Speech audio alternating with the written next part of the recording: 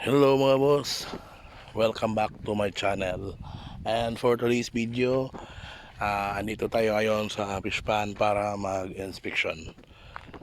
So by the way, kung bago ka pa lang sa aking channel, please consider to subscribe para lagi kang updated sa mga susunod kong videos na i-upload.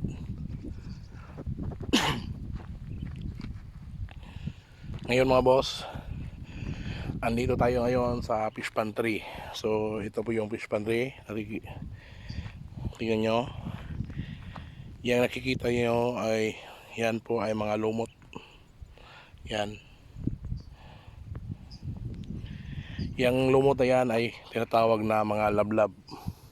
So itong fish pan na to ay nasa mga 2 months, 2 months and 1 week na po.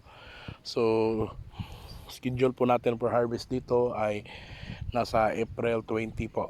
So age po nila ay 2 months and 3 weeks.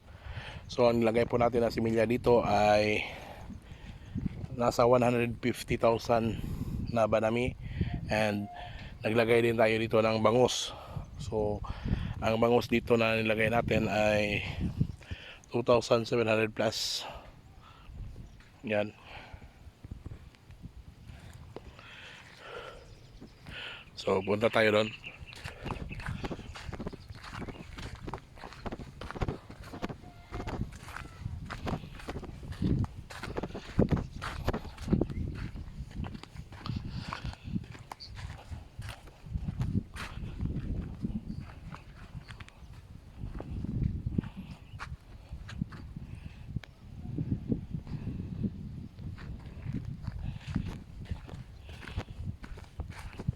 Ang mga bangus dito mga boss ay nasa almost 2 weeks pa. So naglagay tayo ng bangus dito, nasa 1 month and 2 weeks na yung ating banami. So hindi natin pinagsabay dahil ang fish pan na to at saka yung dalawa, focus tayo sa banami. So mataas kasi yung profit sa banami compare sa bangus, pero high risk high reward. So ngayon ay nasa March 27.